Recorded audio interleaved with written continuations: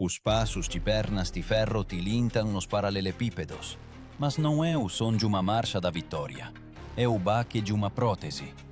Arqueólogos encontraram na cidade italiana de Capua uma perna de ferro criada não para adorno, mas para voltar a pisar no chão após a batalha. Quanta dor em cada impacto desses passos! E quem forjou para o soldado uma nova vida em vez do membro perdido? Historiadores escreveram: veteranos das legiões romanas frequentemente retornavam para casa mutilados. Políbio observou que os guerreiros frequentemente perdiam braços ou pernas em combate, especialmente em batalhas corpo a corpo com espadas e lanças. Mas, surpreendentemente, essas pessoas não eram abandonadas. Já no primeiro século a.C., o Estado começou a destinar compensações a legionários mutilados, e mestres criavam para eles as primeiras próteses, feitas de metal e madeira. Assim surgiu o termo próteses, do grego adição. Ele não significava apenas um pedaço de ferro, mas um retorno à vida. Essas próteses antigas lembravam esculturas mecânicas, dedos de bronze, dobradiças conectadas por correias e núcleos de madeira para amortecer o impacto ao caminhar. O peso de tal perna podia atingir 3 quilogramas, quase como um capacete de combate moderno. Imagina esta imagem. Um legionário, que perdeu uma perna na Guerra Gálica, está de pé sobre a pedra aquecida do fórum. O sol reflete no metal polido e cada passo seu soa como um desafio ao destino. Ele volta a andar, que seja lentamente, que seja com dor, mas anda. A sua perna de ferro não apenas sustenta o corpo, ela se transforma em um símbolo de vontade. De acordo com inscrições romanas, soldados mutilados podiam receber um lote de terra ou uma pensão, premia militiae. Mas nem todos se contentavam com a tranquilidade. Muitos, apesar das mutilações, retornavam ao serviço, na retaguarda, em guardas, na administração dos acampamentos. Uma das inscrições encontradas na província britânica menciona um guerreiro que, após a amputação, serviu como escriba. Ele não podia lutar com a espada, mas escrevia relatórios para uma legião inteira. Arqueólogos encontraram vestígios de vários membros metálicos, mas foi a descoberta de Capua, a chamada perna de Capua, que se tornou um símbolo da engenharia romana antiga. Ela data de aproximadamente o primeiro século antes de Cristo e foi descoberta na tumba de um homem de meia idade. Pelos tamanhos e formas, é visível. A perna foi feita sob medida, para uma pessoa específica. O metal foi aplicado sobre uma base de madeira e fixado com correias de couro, um sistema primitivo, mas surpreendentemente preciso. Esta foi uma época em que o metal podia ser frio, mas a humanidade, quente. Quando a engenharia servia não a armas, mas à esperança. E se em nossa época a prótese é uma questão de técnica, para os romanos era uma questão de honra. Pois um guerreiro que perdia um membro em batalha por Roma não deveria se tornar um mendigo, nem um inválido, nem ser esquecido. E, no entanto, surge uma pergunta. De onde, em uma sociedade que valorizava a força e a perfeição do corpo, surgiu a disposição para ajudar os mutilados? O que levou Roma a reconhecer o valor daqueles que já não podiam lutar, mas ainda podiam fazer parte do império? Tudo começou com uma guerra que mudou a própria compreensão do corpo e do dever.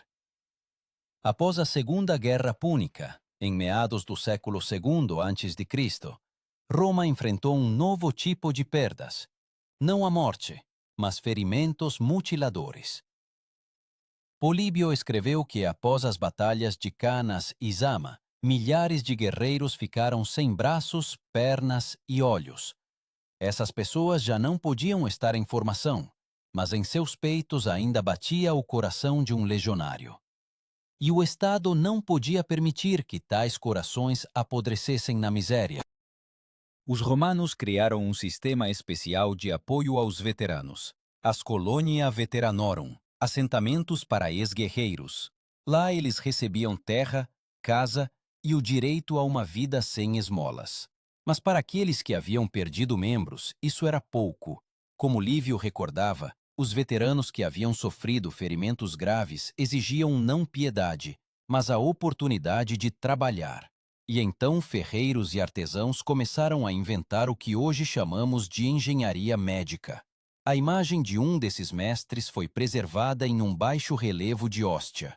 Um homem em uma túnica curta, segurando um martelo e uma serra, trabalhando em uma peça metálica que lembra uma articulação. Esses mestres eram chamados de fabre, engenheiros e artesãos capazes de consertar não apenas catapultas, mas também o homem. Eles não tinham formação médica no sentido moderno, mas possuíam o que os romanos chamavam de ars, uma arte nascida da experiência e da observação. Quase se pode ouvir o cheiro de carvão e óleo na oficina, as faíscas voando da bigorna, e alguém, atrás da parede, experimentando uma nova perna, pisando cautelosamente na pedra. Nesse som, a transição do guerreiro para o mestre, da guerra para a vida. Cada golpe de martelo não é apenas o som do metal, é o ritmo do renascimento. Um dos exemplos mais conhecidos é uma prótese de mão, encontrada em uma tumba em Altheim, na província germânica. Ela pertencia, provavelmente, a um veterano das tropas auxiliares que serviu sob Augusto. Arqueólogos determinaram. A construção incluía uma carapaça de bronze, correias de couro e uma articulação que permitia dobrar os dedos. Isso já não era uma muleta grosseira. Era um mecanismo concebido com precisão de engenharia. Um dispositivo como este poderia ser caro, de acordo com estimativas de historiadores, o equivalente ao salário mensal de um centurião. Mas os veteranos que tinham apoio estatal podiam pagar por isso. Para Roma, isso não era caridade, mas um investimento, pois cada veterano reabilitado permanecia um exemplo para novos recrutas. O império não abandona os seus. Os romanos viam o corpo como parte da máquina estatal. Como escreveu Cícero, o serviço à pátria exige todos os membros do corpo, e se um for perdido, a honra exige substituí-lo pela arte. É aqui que nasce o conceito que pode ser chamado de primeira medicina militar. Nos acampamentos, ao lado das forjas, atuavam médicos, os medici. Eles eram médicos profissionais, adscritos às legiões. Eles não apenas faziam curativos, mas também aconselhavam os artesãos que criavam próteses, sugerindo como distribuir a carga para que a pessoa pudesse andar. O termo médicos não significava cirurgião no nosso entendimento. Era um médico de perfil amplo. Ele sabia suturar, cauterizar feridas e até amputar membros. No Tratado de Celso de Medicina, é detalhadamente descrito como tais operações eram realizadas. Celso aconselhava amputar não mais perto do que 2 dedos de tecido saudável, para que um retalho de pele pudesse ser aplicado e mais tarde uma perna artificial pudesse ser fixada a ele. Quase 2000 anos depois, arqueólogos encontram vestígios dessas intervenções, cortes retos nos ossos, marcas de instrumentos de bronze. Isso são provas de que a cirurgia romana não era barbárie, mas um sistema. Cada passo nela tinha um sentido. E agora imagine, um legionário que ontem estava deitado no hospital de campanha, hoje dá os primeiros passos com uma perna de madeira. Seu corpo treme de dor, o suor pinga no chão, mas ele anda.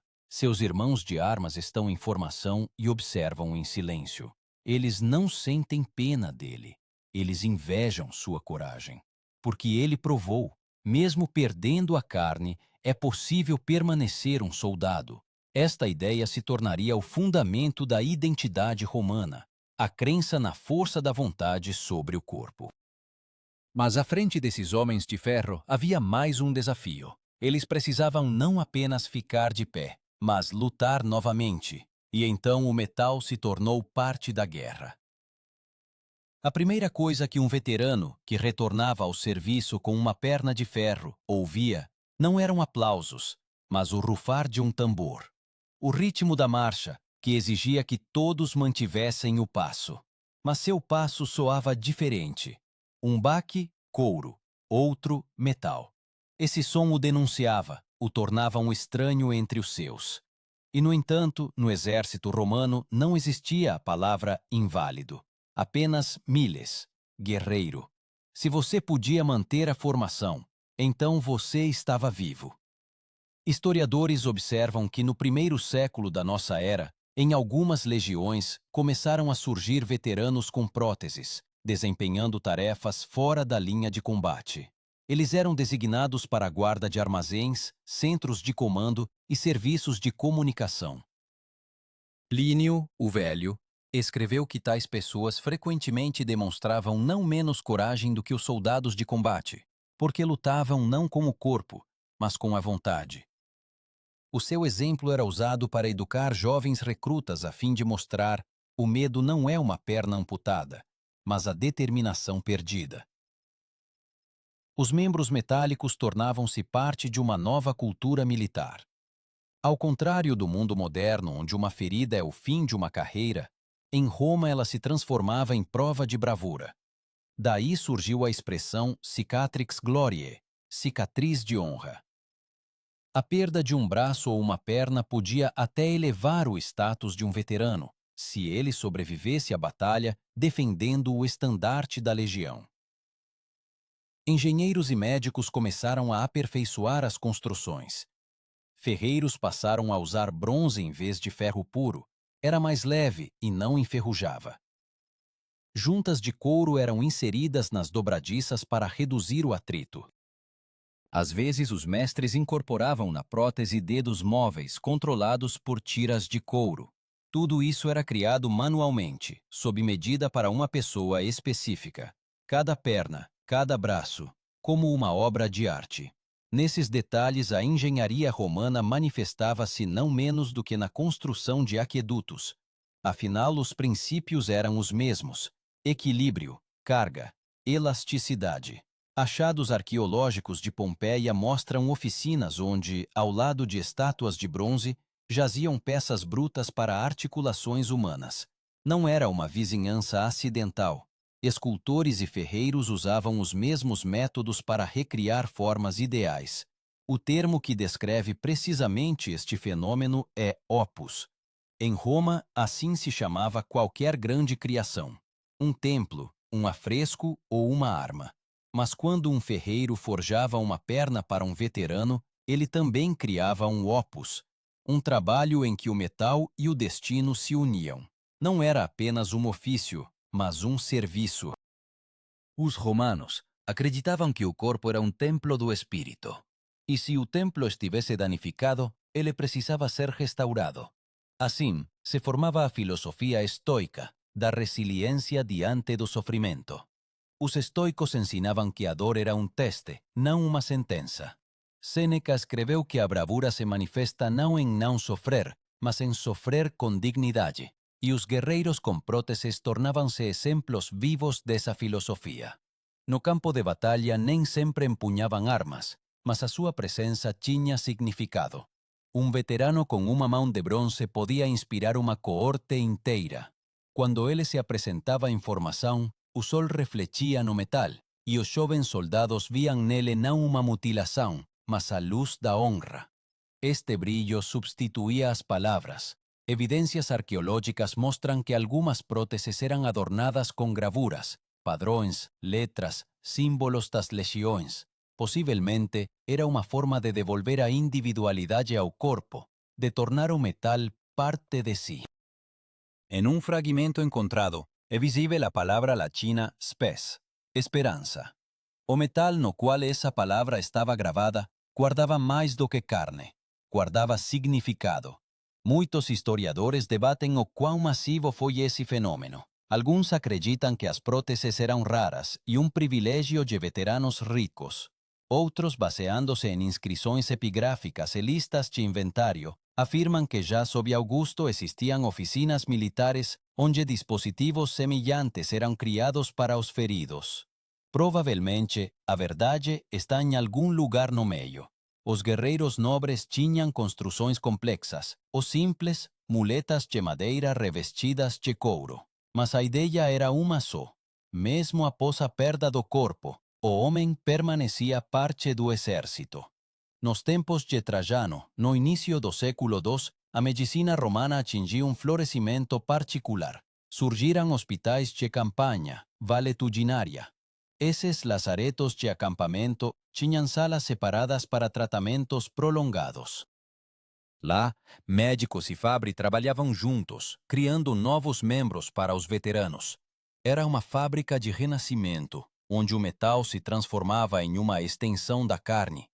Assim nasceu a lenda dos Homens de Ferro, aqueles que sobreviveram à espada, mas não se renderam. E embora as histórias sobre eles raramente chegassem às crônicas, seus passos eram ouvidos em cada acampamento. Seu baque na pedra lembrava aos jovens soldados. A dor passa, mas a honra permanece. Mas tudo mudaria quando o Império enfrentasse um novo tipo de guerra, uma em que as feridas deixariam de ser um símbolo de bravura e se tornariam uma prova da implacabilidade do próprio sistema. Quando Roma entrou na era das guerras de fronteira intermináveis, o metal nos corpos dos veteranos deixou de ser apenas um símbolo de força, transformou-se em um sinal de exaustão do Império. O terceiro século da nossa era trouxe novas guerras, não pela glória, mas pela sobrevivência. As províncias do norte ardiam, as legiões lutavam contra os germanos e sármatas, e faltavam médicos militares até para os curativos. Tácito escreveu que em alguns acampamentos dezenas de guerreiros jaziam sem pernas e braços, mas ninguém ousava reclamar. A guerra não esperava que o homem se recuperasse. Ela simplesmente seguia em frente. No entanto, mesmo neste século sombrio, a engenharia romana não desapareceu. Nos acampamentos do Danúbio e do Reno, arqueólogos encontram fragmentos de próteses, grampos de bronze, pedaços de correias, anéis de conexão. Tudo isso indica a existência de oficinas permanentes nos quartéis. Lá, ferreiros e médicos trabalhavam lado a lado, criando novos membros para aqueles que retornavam da linha de frente. Essas pessoas tinham um nome comum: restituti, os restaurados. Um dos termos que surgiu nesse período foi lorica humana. Assim eram chamados os dispositivos que fortaleciam o corpo do guerreiro após ferimentos. Tiras de bronze fixavam a coluna vertebral. Esqueletos de ferro substituíam os ossos da coxa. Isso já não era simplesmente uma prótese. Era o exoesqueleto de sua época. Talvez grosseiro e pesado, mas que permitia a pessoa mover-se, ficar de pé, servir. A imagem daqueles anos não é o brilho dos fóruns, mas o cheiro de metal e suor. No silêncio dos hospitais, ouve-se o ranger das correias, o guincho da serra, um baque surdo quando os médicos apertam uma nova peça ao osso. A misericórdia romana era de ferro, como o próprio império. Não acariciava, exigia suportar. Mas foi isso que tornou os romanos invencíveis por tanto tempo. A perda de um membro não era considerada o fim. Se a pessoa podia segurar uma lança com uma mão ou ficar de pé em uma perna, ainda era um soldado. Comandantes como Septímio Severo encorajavam esses veteranos. Eles se tornavam instrutores em campos de treinamento, símbolos de inquebrantabilidade. Às vezes, eram encarregados da guarda dos estandartes, os símbolos das legiões. Esta era a forma mais elevada de confiança. Historiadores observam: nessa época, a medicina já não podia lidar sem apoio sistêmico. Surgiram as primeiras formas de próteses militares. Em algumas províncias, como na Panônia, o Estado até financiava forjas especiais. Em placas encontradas, há inscrições como Oficina Médica, onde antes se consertavam catapultas, agora se restauravam pessoas. No entanto, nem todos viam heroísmo nisso. Senadores queixavam-se de que os veteranos com mutilações se tornaram um lembrete do preço excessivo da guerra. Segundo Dio Cássio, em Roma, era cada vez mais comum ver pessoas cujos corpos estavam unidos por cobre, como estátuas, mas seus olhos vazios. Esta frase não é apenas uma descrição. É um diagnóstico da época. O Império forjava próteses mais rápido do que forjava vitórias. E, no entanto, mesmo nessa escuridão, a ideia romana de dever não se apagava. Quando os feridos já não podiam retornar ao combate, eram encarregados da guarda de armazéns, quartéis, prisões. Alguns recebiam o cargo de custos, guardião. Eles eram a última linha de ordem em um mundo onde tudo desmoronava. E se seus passos soavam pesados, não era o ruído do ferro, mas o eco da teimosia. Na memória cultural daqueles anos, surgiu uma atitude especial em relação ao corpo. Os mestres começaram a representar em mosaicos e estátuas guerreiros com membros metálicos. Não eram aleijados lamentáveis, mas heróis, iguais aos deuses. Um desses mosaicos foi encontrado em Antioquia. Um homem em armadura, apoiado em uma perna de bronze. Ao lado dele, um capacete e uma lança. Seu olhar está fixo para cima, como se estivesse pronto para uma nova batalha. Esta imagem é um manifesto de fé na invencibilidade do espírito humano. Nesta mesma época, o termo virtus, que significava bravura, ganhou um novo significado. Agora, bravura não é apenas vitória, mas também a capacidade de se levantar após a derrota. Como escreveu o historiador Hélio Aristides, o corpo pode ser ferido, mas a vontade, não. Achados arqueológicos confirmam. Os romanos começaram a aplicar até mesmo inserções de chumbo nas articulações para fortalecer a mobilidade. Alguns médicos modernos comparam essas descobertas com protótipos de implantes ortopédicos. Foi um século de dor, mas também um século de descobertas. E quando o Império começou a perder territórios, quando as legiões recuavam e as cidades esvaziavam, pelas estradas ainda caminhavam pessoas com braços de ferro e pernas de bronze. Sua marcha soava abafada, mas confiante. Eles não carregavam estandartes, carregavam memória. Memória de um tempo em que o homem, perdendo a carne, não perdia o sentido. Mas Roma esperava uma última transformação. Quando as espadas silenciassem e as forjas emudecessem, restaria a pergunta: para que tudo isso? Pela honra? Pelo dever? Ou pela crença de que o homem é capaz de se tornar mais do que seu corpo? O quarto século da nossa era tornou-se um tempo em que Roma como que se olhou no espelho e viu não apenas ferro, mas também cicatrizes. O império ainda se mantinha, mas seu coração batia mais fraco. As legiões já não marchavam, mas se arrastavam, como sombras. Veteranos com membros metálicos agora enchiam as ruas das cidades, tornando-se crônicas vivas das guerras. Eram chamados de mutilati, os mutilados, mas essa palavra soava não como um insulto, mas como um título. Eles eram um lembrete. O preço da grandeza é sempre pago com a carne. Nesse período, nas arenas do fórum, nas basílicas e até nos templos, surgiam estátuas de guerreiros com braços e pernas de bronze. Algumas eram feitas com precisão anatômica, visíveis as articulações, dobradiças, marcas de fixação por correias. Mas o principal, a expressão dos rostos. Não é sofrimento, mas serenidade. Os estoicos da época de Constantino escreveram: aquele que perdeu parte do corpo por dever, não perdeu nada. Era uma filosofia de aceitação da dor como parte do serviço. No entanto, na própria estrutura do Estado ocorriam mudanças. O exército tornava-se cada vez menos civil, cada vez mais mercenário. O Estado já não podia dar-se ao luxo de pensões generosas e oficinas para cada mutilado. Então surgiram as Irmandades de Veteranos, comunidades autogeridas onde os antigos soldados se ajudavam mutuamente. Lá partilhavam não só pão, mas também ofício. Ferreiros ensinavam os jovens a fabricar próteses. Médicos transmitiam conhecimento sobre curativos e amputações. O termo que descreve este processo é collegium. Eram associações, semelhantes a guildas. Algumas delas especializavam-se precisamente em ajudar veteranos. Achados arqueológicos da África e da Sicília mencionam doações para instrumenta ad corpus restituendum, instrumentos para a restauração do corpo. Isso significa que, mesmo em períodos de declínio, Roma manteve a ideia: o homem merece ser íntegro, mesmo que seu corpo esteja destruído.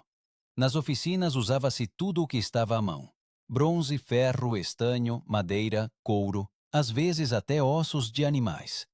As próteses tornavam-se mais simples, mais rudimentares, mas não desapareciam. Um exemplar encontrado em Narbona, uma perna de madeira reforçada com um anel de ferro com orifícios para correias. Peso cerca de 2 quilogramas. Desconfortável, mas permitia andar. Numa época em que o império desmoronava, mesmo tal possibilidade, andar, era um luxo. Um dos artefatos arqueológicos mais comoventes daqueles anos é a inscrição no túmulo de um veterano em Arles. Ficou de pé quando outros caíram. Nem nome, nem títulos, apenas esta frase. Possivelmente, pertencia a um homem que se apoiava numa perna metálica. Esta simples inscrição tornou-se o epitáfio de toda uma geração. O cristianismo, que se fortalecia nessa época, trouxe uma nova compreensão do sofrimento. Agora, a dor física era percebida não como vergonha, mas como purificação. Um guerreiro ferido podia estar mais próximo da santidade do que um patrício impecável. Em afrescos de templos romanos tardios, aparecem imagens de soldados com braços e pernas enfaixados, símbolos de coragem e sacrifício. Roma, cansada da guerra, começou a adorar não os vencedores, mas os sobreviventes. Nesse contexto, a protetização deixou de ser uma necessidade militar e tornou-se um ato de misericórdia. Nos mosteiros, que surgiam sobre as ruínas dos antigos quartéis, os monges curandeiros continuavam o trabalho dos médicos militares. Usavam as antigas ferramentas, descritas ainda por Celso, e faziam muletas e apoios mais simples para os pobres. Assim, o conhecimento não morreu com o império, apenas mudou de forma.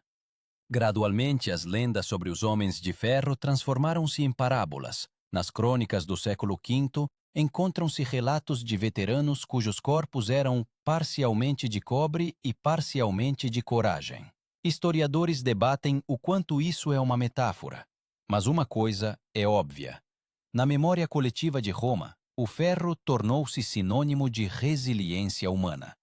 As últimas décadas do Império foram um tempo de destruição do mundo exterior e de fortalecimento do mundo interior. As pessoas perdiam cidades, mas mantinham a capacidade de se levantar. A prótese, por mais rudimentar, rangente, maçua, tornava-se um símbolo de independência. O veterano com uma mão de ferro não pedia misericórdia. Ele simplesmente forjava uma nova vida, como outrora forjara uma espada. Quando em 476 Roma caiu, em suas ruínas ficaram não apenas colunas e mármore, mas também fragmentos de articulações de bronze, cacos de suportes de ferro. Arqueólogos os encontram ainda hoje, testemunhas silenciosas de que o império podia perder tudo, exceto a capacidade de se reerguer. E eis a pergunta que ressoa a través dos séculos: o que movia essas pessoas? O que as fazia levantar depois que o destino lhes tirava não apenas a carne, mas também o império? A resposta ainda está por vir, no que restará do seu espírito, quando o metal esfriar e a memória se tornar lenda. Quando o mundo romano desapareceu, o ferro esfriou, mas a memória não se extinguiu. A cada século, as lendas sobre guerreiros com pernas de bronze e braços de ferro tornavam-se não apenas histórias de artesanato, eram lições de humanidade.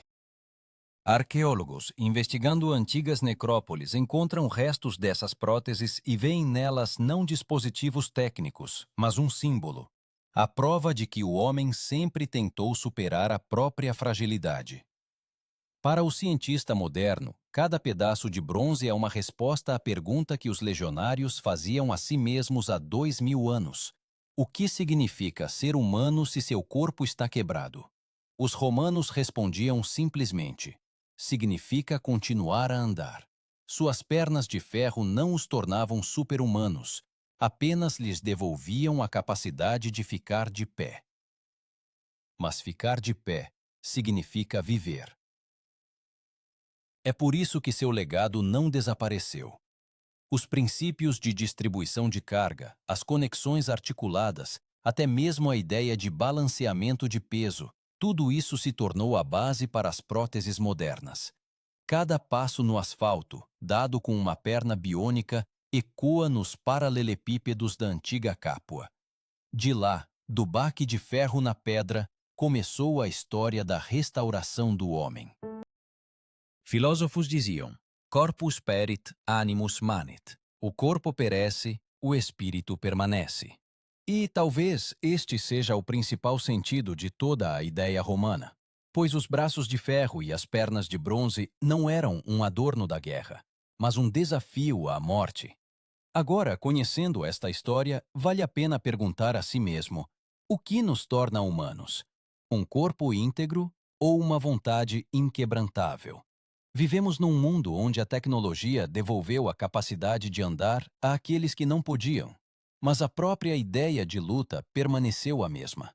O homem de Capua que pisava com a sua perna de ferro sobre as cinzas do império e o homem de hoje que dá o primeiro passo após uma amputação é a mesma pessoa, separada não pelo tempo, mas pelo material.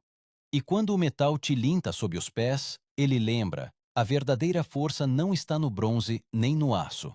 Ela está no coração que continua a andar, mesmo quando a terra sob ele treme.